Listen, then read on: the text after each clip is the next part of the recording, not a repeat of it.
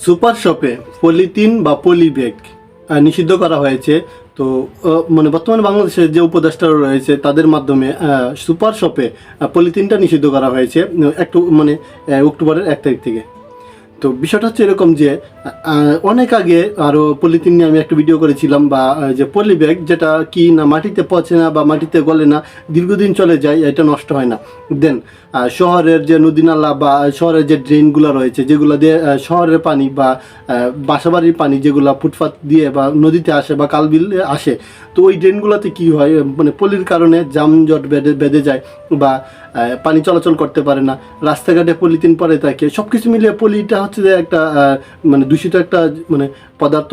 তো ওইটা হচ্ছে যে বর্জন করতে হবে আমাদেরকে, শুধু সুপার শপে না, প্রত্যেকটা বাংলাদেশে প্রত্যেকটা জায়গায় বা প্রত্যেকটা দোকানে দোকানে নিজ থেকে উদ্যোগ নিয়ে ওইটাকে পরিত্যাগ করতে হবে বা ওইটা বর্জন করতে হবে, যার ফলে বাংলাদেশকে পলিথিন মুক্ত রাখা যাবে। তো পলিথিন বা পলি ব্যাগ ওইটা আমাদের প্রাকৃতিক যেরকম ভারসাম্য হারাচ্ছে, তো মানবিকভাবেও আমাদের অনেক সমস্যা করে থাকে। দেন আপনি যে জায়গায় পলিথিনটা রাখবেন ওই জায়গায় দেখবেন যে একটা আবর্জনা সৃষ্টি হয়ে যায়, আর পাশাপাশি ওই জায়গায় যে গাছপালা মানে জন্মানোর একটা পরিবেশ নষ্ট হয়ে যায় বা মাটির সাথে মিশে না ঠিকভাবে, বা ওইটা নষ্ট হয় না, যার ফলে দীর্ঘদিন থাকতে থাকে আর পলিথিনের কারণে অনেক সমস্যার সম্মুখীন হয়।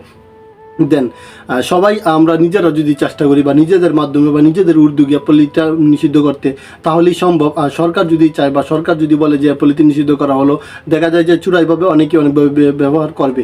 তো বিভিন্নভাবে বা বিভিন্ন ব্যক্তি এই বিষয় নিয়ে কথা বলে যে পলিথিনটা আসলে বর্জন করার দরকার, কারণ এটা বাংলাদেশের পরিবেশের বিশাল বড় একটা প্রভাব ফেলতেছে পরিবেশ নষ্ট করার ক্ষেত্রে। তো ঢাকা বুড়িগঙ্গা নদীতে যদি খনন করা হয় বা ওই জায়গায় যদি কোনো পানি বা কিছু যদি ড্রেন দিয়ে তোলা হয়, তাহলে দেখা যায় যে পলিথিন বা পলিব্যাগ ওইটাই বেশি।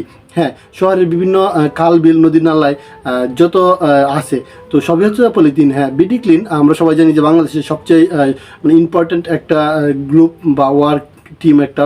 তো ওরা হচ্ছে যে বিভিন্ন কাল বিল ওগুলো পরিষ্কার করে থাকে, বাংলাদেশকে ক্লিন রাখার চেষ্টা করে।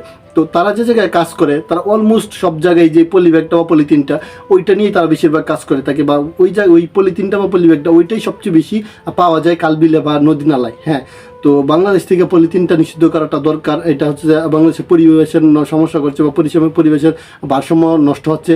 তো পলিব্যাগ আমরা নিজেরা যদি চাই বা নিজেদের মন থেকে প্রত্যেকে বলি যদি আজকে না আমি পলিব্যাগ ইউজ করবো না বা পলিথিন আমি ইউজ করবো না, আমি অন্য কিছু করবো। তো বিশেষ করে যারা ব্যবসায়ী আছে বা বিজনেসম্যান, তারা যদি পলিব্যাগের ব্যবহৃত ছাড়া যদি কাপড়ের কোনো ব্যাগ ব্যবহার করে বা অন্য কোনো কিছু ব্যবহার করে, যেমন পলিব্যাগটা মানে পলিথিনটা মানে ব্যবহারটা নিষিদ্ধ করা হয়, তো তাহলেই বাংলাদেশকে সুন্দর রাখা যাবে বা সুন্দর করার চেষ্টা করা যাবে। তো কিন্তু বা একজনে চাইলে কোনো কিছু সম্ভব না, তো যৌথভাবে কাজ করতে হবে, সবাই মিলে চেষ্টা করে পলিথিনটা নিষিদ্ধ করতে হবে বাংলাদেশ থেকে।